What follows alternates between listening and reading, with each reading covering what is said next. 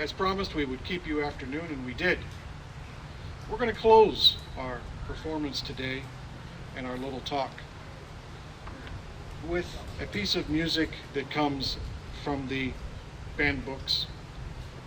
There's no doubt it was played on the battlefield, most importantly on the march and in review. But it encompasses that all-enduring thought of wanting to remember the most precious thing, and that is home. To a soldier, there is no other but trying to get back to it, as many of you know that have been away from home. This piece is entitled George Hart's Quckstep. We're not quite sure why, but it was obviously someone of importance. But what it does is it utilizes themes from Stephen Foster, and I think you will recognize a few of them immediately.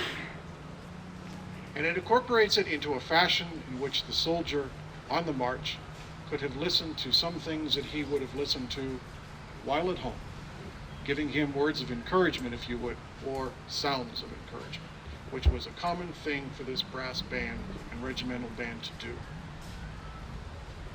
The close of the zenith would come, ladies and gentlemen, in 1862, when many of the regimental bands were disbanded because the government, in its infinite wisdom, found absolutely no need for a regimental band. It was a waste of money, and they were not going to fund it.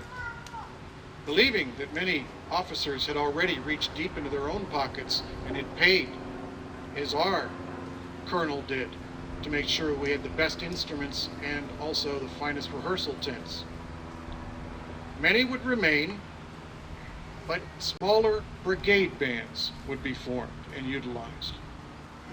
But the point is, this brass band movement in our minds begins to take a close, because never again would you see a military brass band used in a fashion that would be used in 1861 to 65.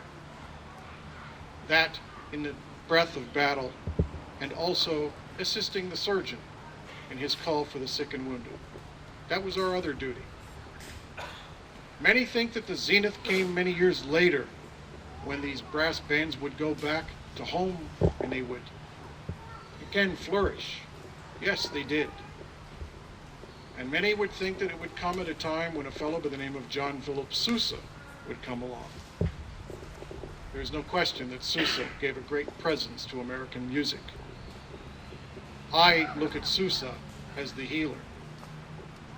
He was the man that was brave enough to again talk about a unified nation. He was the man brave enough to cite the Stars and Stripes forever. That was the healing process. Thank you for your attention this afternoon. We're going to close with George Hart's Quckstep. We hope that we've showed you where these musicians came from, who they really were, and how important they were to 19th century America, and this conflict that we know as the American Civil War. The Wildcat Regiment Band would be disbanded in '62, but the regiment would flourish. As I spoke with a group of students and scouts, I asked them where they had been this morning. They said they crossed over into a little area called the Peach Orchard. I said, how interesting.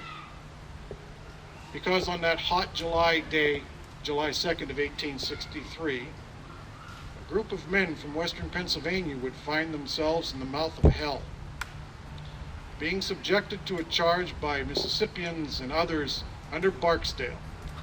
And they would find themselves in a forward position, and within a matter of minutes, they would see their ranks being decimated in front of their eyes. You can go visit them if you would like. It's a real distinctive monument. It's a high spire, and at the top of it has got a big cat with his mouth just reaching out to grab you. He's a wildcat, native to our area in the 1860s. It is the regimental band, it is the monument of the regiment of the 105th Pennsylvania Infantry. It is the Wildcat Regiment who is here serving on their home turf at Gettysburg. Let's leave on a happy note. Let's think about them in a very positive fashion. Do we enjoy what we do today? Let's leave with George Hart's Quckstep and Stephen Foster and some wonderful thoughts of our own homes. I hope to see you all tonight at 4 o'clock, where we'll give you a grand concert of totally different music, ladies and gentlemen. Thank you for your attention.